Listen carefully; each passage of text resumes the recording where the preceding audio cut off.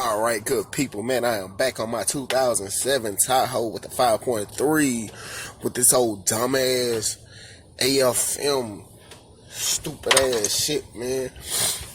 What it does is it switches from 4 to 8 cylinder, it switches to 4 cylinder for lighter loads, which I find to be idiotic because the design is flawed. In my opinion, GM should fix it. Or recall it. Same difference. Recall it then fix it. Or just completely do away with it, man. Render it. What I have. Matter of fact, let's back up. On my previous video, as you see, I'm down to the heads. I had removed the intake already. I didn't want to do it, but as you see, I have so many other cars that I have to get to, and I normally do not spend a lot of time on my personal vehicles. I allow a shop to help for me. But since I had a quote over $1,200, I was like, fuck all that shit, man. Hell no. So I'm gonna do it myself, man. It's roughly a 2-hour job, 2 hours save me $1,200. Why not? Okay, what I'm doing is I am taking the advice of one of the YouTube users. What I have is this lifter here. You see how this lifter is loose? One of my lifters collapsed. See, all the other ones are tight. So this is cylinder 7, and that's what the code was. At first, before I even figured out what it was exactly, I changed fuel pump. I mean, not fuel pump, but fuel injector, coil pack, spark plug, and the wire. Didn't fix the issue. It was still persistent, and it still existed. So I had to dig a little deeper. I had to do actual research, and I figured out that it was an AFM motor. I didn't even know it. I was wondering why it sounded different while I was idling, and when I take off, the V8 will kick in, like a Chevy is supposed to do. I be like, Chevy, bitch, Chevy. But anyway, I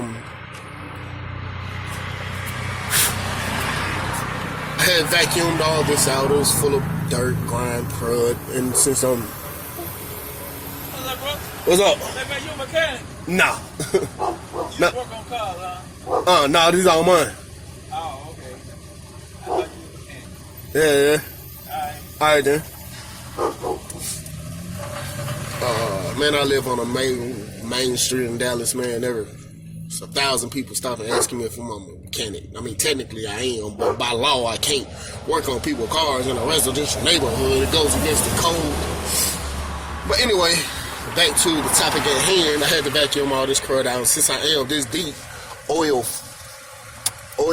sensor and the filter is right here. So what I'm gonna do is, since I'm this deep, I'm going to replace both of those. I'm going to replace all gaskets, intake, valve cover. Since I'm this deep.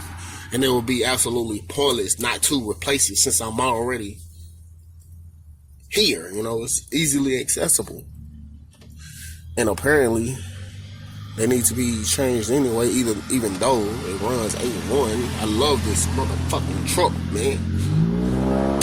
Anyway, what I'm about to do, like I said, I'm about to take the advice of a YouTube user, and I think he's the only one that does it. I'm about to try to release this rocker. I mean, not the rocker arm, but the lifter by punching here. I'm gonna get back to it. Let me zip these bolts out, and I'm gonna get right back to it. Since I am already deep inside my 2007 Tahoe, I decided to change the filter, the oil pressure sensor filter. This is the old one. As you see, I was reading low. It'll bounce from low to mid while driving, and then drop right below mid point when I would idle. And you see why there's crud here, and it looks clogged up. This is at 180,000 miles, 183 approximately. This is the new one here. I bought the new one a year ago because my oil light would come on. The oil light would come on, and then it would drop completely. It would flatline, and I thought my oil pump was going out itself. Turns out I just changed the oil and ran some transmission fluid, and it fixed it. Well, just showing you.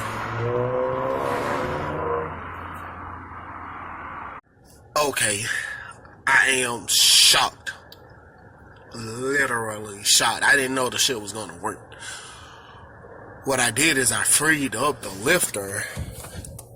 As you see now, it's tight. I'm still on cylinder 7. It's tight now. What I did is, as I told you, I followed the YouTuber's advice, and I pretty much put it in the hole, and I beat it. Excuse me. With a regular old hammer.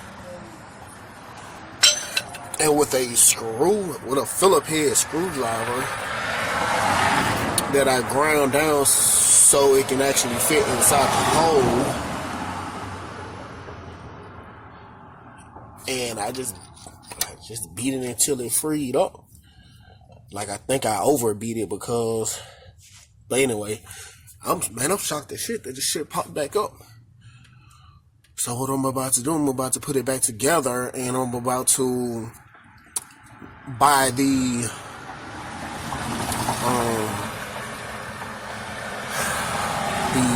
AFM deleter. Yeah, you just plug it into your OBD port, and it'll prevent the computer from telling the 4-cylinder to basically engage. So to avoid all that, I'm about to go buy it. So I'm about to zip it up, and then I'm gonna get back to it. And if it works, it works.